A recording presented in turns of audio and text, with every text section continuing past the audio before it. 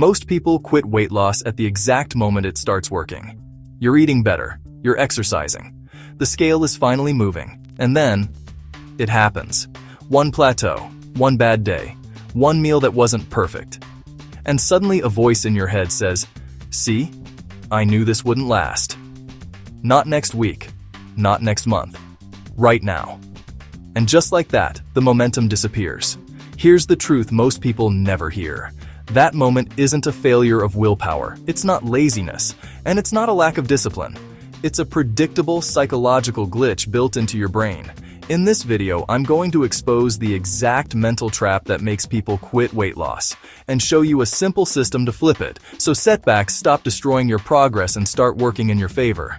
Stay with me. This will change how you approach weight loss forever. Let's be honest about how weight loss usually starts. You get motivated, you clean out the pantry, you buy the right food, you track everything perfectly. For a few weeks it works. The scale drops, your clothes fit better, you feel in control. You tell yourself, this time is different. And then reality hits. The scale doesn't move, even though you did everything right. Work gets stressful. You're exhausted. You eat something off plan. And that's when the spiral begins. Not because of the food, not because of the scale, but because of the story your brain tells you next. This isn't working. I always mess this up. What's the point anymore? This is the exact moment most people quit.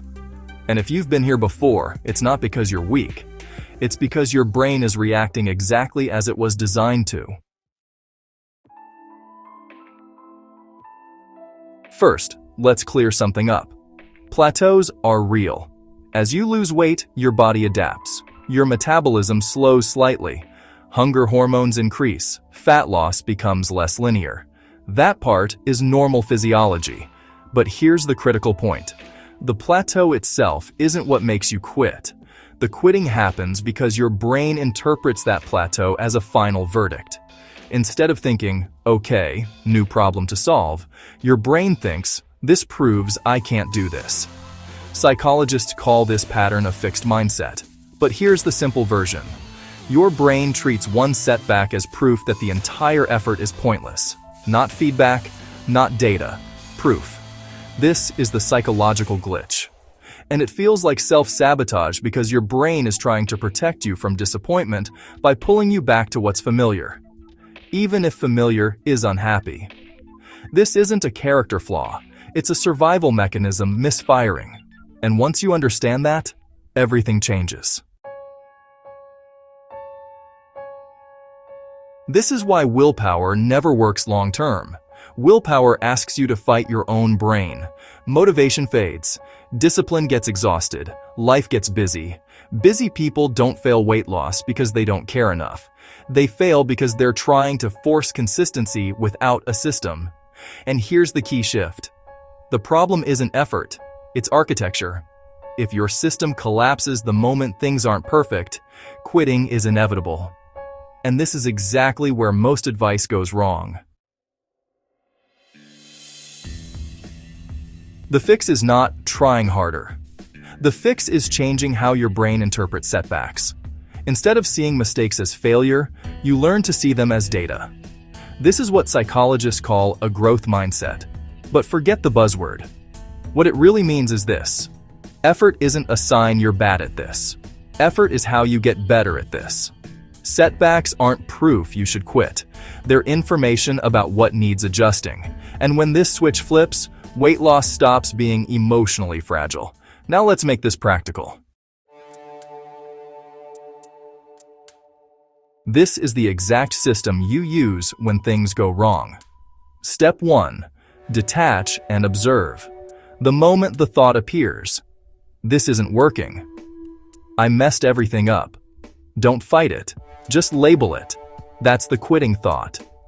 That single moment of awareness creates space between the trigger and the reaction. You are not your thoughts. You are the one noticing them. That space is where control returns. Step 2. Shift from outcome to process.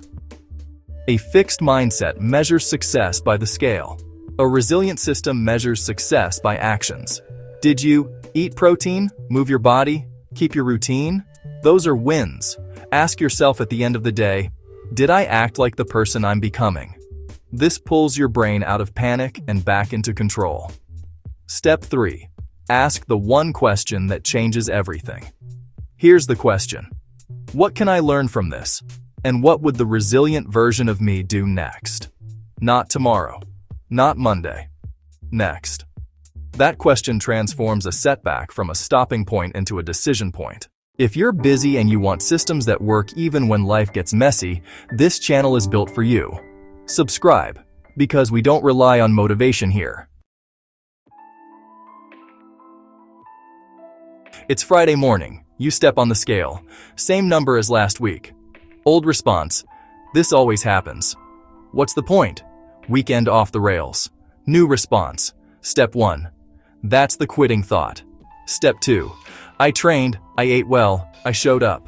Step 3. What can I learn? And what's the next right move? Maybe the lesson is patience.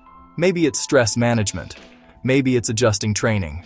Either way, you don't quit, and that's the difference. Fit people don't try harder. They recover faster. For years, you may have blamed your willpower, but the real battle was never in the kitchen. It was in how your brain interpreted normal difficulty. You were never broken. You were never incapable. You just didn't have the right system. Now you do.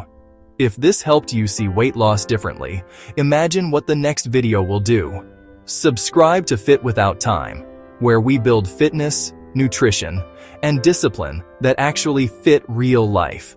And tell me in the comments, what usually makes you quit? The scale, a missed workout, or food guilt? Let's fix it together.